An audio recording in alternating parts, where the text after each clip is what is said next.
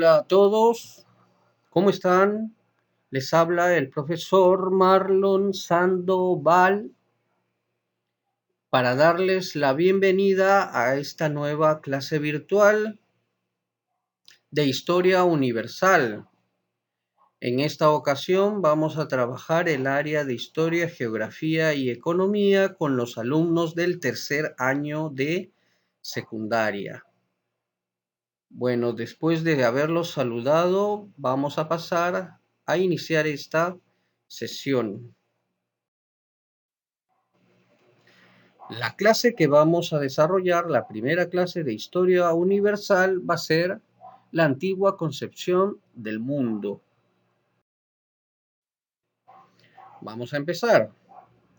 Los antiguos pobladores europeos durante la Edad Media tenían ideas equivocadas sobre la forma de la Tierra, ya que creían que vivían en un planeta plano, como lo estamos viendo en las imágenes. Inclusive los navegantes no se alejaban de la costa por temor a encontrar una inmensa caída de agua que los iba a llevar a un abismo al infinito, por esta creencia de la Tierra plana. Por eso no se alejaban mucho de la costa y desconocían muchos lugares y otros continentes durante inicios de la Edad Media. Los primeros en reconocer la redondez de la Tierra fueron los antiguos filósofos griegos, los filósofos de la escuela griega. ¿Qué es lo que determinaron ellos? La forma, la extensión y la posición de la Tierra dentro del espacio. Vamos a ver eso ahorita. Vamos a hablar de Aristóteles, porque Aristóteles fue el primero en concebir la redondez de la Tierra con su teoría sobre la desaparición progresiva de un barco. Lo vamos a ver en esta imagen. Vemos ahí una línea horizontal. Esa era la idea sobre la Tierra plana, esa línea horizontal. Lo que Aristóteles veía al ver cómo iban y venían los barcos es que al momento que estos barcos se alejaban, iban desapareciendo, pero iban desapareciendo poco a poco. Primero el casco del barco y lo último que veía era el puesto de vigía o el mástil, que era el madero mayor. Y lo que veía es que parecía que se iban hundiendo los barcos, pero él decía, si la tierra es plana, yo tengo que ver estos barcos alejarse y verse más pequeños, pero ver todo el barco. Lo que él veía es que estos barcos se iban hundiendo y se iban desapareciendo poco a poco. De esta manera tan sencilla, Aristóteles determinó que la tierra no era plana, sino que estos barcos al alejarse describían una curva. Entonces la Tierra tenía una curva y esa curva terminaba en forma de circunferencia, convirtiendo a nuestro planeta en un planeta plano. Lo vamos a ver aquí en este GIF. El barco se aleja y se va hundiendo, se parece que se va hundiendo, va desapareciendo poco a poco. Primero el casco desaparece y lo último que podemos ver es el mástil, que es el madero mayor, o el puesto de vigía. Vamos a ver en esta otra imagen. Muy bien, ahí vemos un barco moderno, pero no lo estamos viendo todo el barco. Parece que ese barco se ha hundido y solamente vemos la estructura superior. El casco del barco ya no lo podemos ver porque se está alejando y, y eso determina la curva de la Tierra, que parece que ese barco se está hundiendo. Muy bien, ahora vamos a hablar de otro filósofo griego llamado Eratóstenes. Eratóstenes observó que al mediodía el sol proyecta sombra en una columna de Alejandría, mientras que más al sur, en Siena, a la misma hora y la misma fecha, esto no ocurría. Vamos a ver el gráfico. Vamos a ver aquí a Eratóstenes colocando esta vara que proyecta una sombra ahí donde está la flecha. Estamos hablando de el mismo día y a la misma hora, el mediodía. Esto era en Alejandría. Pero en la misma fecha y a la misma hora, él se fue más al sur, a Siena, y se dio cuenta que la vara que colocaba no proyectaba sombra. Y él se preguntó, si vivimos en un planeta plano, no debería haber sombra ni en Alejandría ni en Siena. Muy bien, ahí en el GIF tienen la ubicación de Alejandría y más al sur la ubicación de Siena. Si la Tierra fuera plana, no habría sombra del Sol en ningún lado al mediodía. Aquí los tenemos en el gráfico, ¿no? La columna en Alejandría y la columna en Siena. Los rayos del Sol en la parte superior al mediodía no proyecta Sol en ningún lado. Pero solo con una curva en la Tierra podríamos explicar que en Alejandría no proyecte sombra y en Siena sí. Vamos a ver el siguiente esquema para comprobar esto. Ahí está, aquí la Tierra sí tiene curva. Por lo tanto, en Alejandría la columna no tiene sombra, pero la curva de la Tierra determina que la columna que está en Siena sí proyecte sombra. De esta manera tan sencilla, Eratóstenes confirmó la teoría de Aristóteles, que la Tierra era redonda. Pero Eratóstenes no se quedó ahí. ¿Qué es lo que hizo Eratóstenes? Luego midió la distancia entre Alejandría, ahí donde está la flecha, y Siena.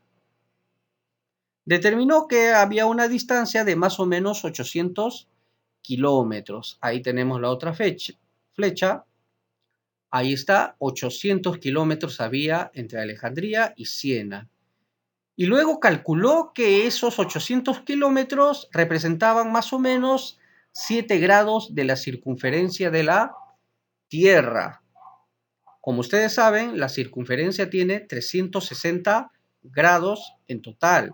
Y él estimó que entre Alejandría y Siena habían 7 grados más o menos. ¿Cuánto es 7 grados de 360? Más o menos una cincuentava parte. Luego él hizo un cálculo, como lo ven en la parte superior, en el GIF. Ahí está. 7 grados entre 360 representa una cincuentava parte. Esos 50 lo multiplicó por los 800 kilómetros que había medido.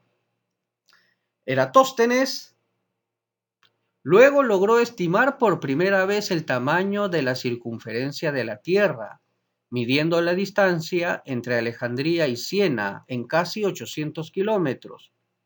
Luego dedujo que eso simboliza un ángulo de casi 7 grados, que era una cincuentava parte de 360 grados. Para multiplicar 800 por 50, que resultó una circunferencia de 40.000 kilómetros. Fue el primero en estimar la circunferencia de la Tierra y solo se equivocó en el 6%, porque actualmente sabemos que la circunferencia de la Tierra mide 40.091 kilómetros. El error de él solo estuvo en el 6%, pero estamos hablando de gente de la antigüedad, ¿no? Y estamos hablando en estimados. Entonces, Eratóstenes se hizo célebre por ser el primero en estimar la circunferencia de la... Vamos a hablar ahora de Claudio Ptolomeo. Ptolomeo fue un sabio griego también, que basado en las creencias religiosas de las Santas Escrituras, estableció en su famoso tratado astronómico llamado Almagesto su teoría geocéntrica sobre la posición que tenía la Tierra en el espacio. Muy bien. En su teoría geocéntrica, la Tierra era estática, es decir, no tenía movimiento. Y también la Tierra era el centro del universo, por ser el lugar de nacimiento del hombre, que fue la mayor creación de Dios. Entonces, sustentado en las Santas Escrituras, Claudio Ptolomeo determinó que la Tierra era el centro del universo por ser el lugar donde había nacido el hombre. Y además que la Tierra era estática, que no se movía, ¿no? Hasta a nosotros nos parece un planeta estático, porque el movimiento es para nosotros prácticamente imperceptible. Aquí en estos GIF lo vamos a ver mejor. El geocentrismo. En el modelo geocéntrico afirmó que el Sol, la Luna y los cinco planetas visibles, es decir, los 5 planetas más cercanos a la Tierra, giraban alrededor de nuestro planeta. Ese es el geocentrismo, la Tierra al centro y estática, y todo lo demás girando alrededor de la Tierra. Su teoría estuvo vigente hasta el siglo XVI, porque nadie podía cuestionar hechos bíblicos que lo sustentaban, como cuando el profeta Josué pidió a Dios que detuviera el sol. Eso está en el Antiguo Testamento, en el libro del profeta Josué, que de acuerdo a las Santas Escrituras, pidió a Dios detener el sol para terminar de derrotar a sus enemigos. Y Dios detuvo el sol, y esa en el modelo geocéntrico sí se puede aplicar. Aquí tenemos al sol dando la vuelta alrededor de la Tierra. Si se detiene el sol, se detiene el día y no oscurece. Por lo tanto, este hecho bíblico sustentó la teoría geocéntrica de Claudio Ptolomeo. Ahora vamos a hablar de Nicolás Copérnico.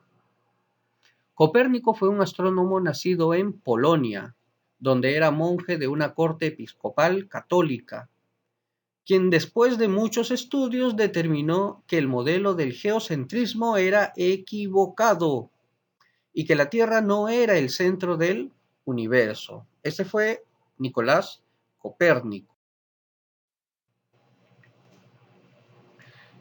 Copérnico corrigió la teoría geocéntrica y estableció en su lugar la teoría heliocéntrica, que nos dice que el Sol era el centro del sistema y que la Tierra y los demás planetas giran a su alrededor, como lo sabemos hasta el día de hoy.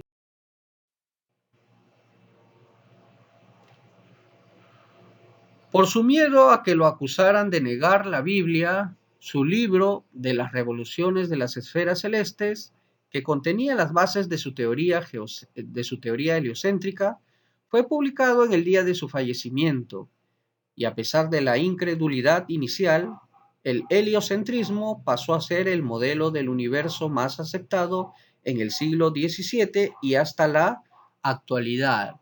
Le puso heliocéntrica a esta teoría porque helio es el gas que le da la fuerza y la energía al Sol. Por eso le pone por nombre teoría heliocéntrica, donde el Sol está al centro de nuestro sistema.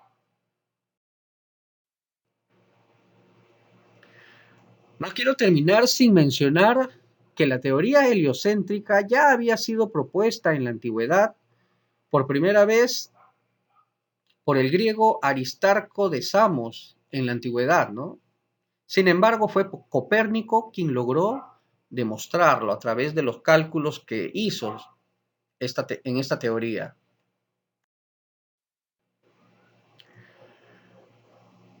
Vamos a ver este personaje donde nos señala la flecha, está sosteniendo algo en su mano izquierda. Este personaje se llama Galileo Galilei y lo que está sosteniendo es un telescopio, un modelo de telescopio.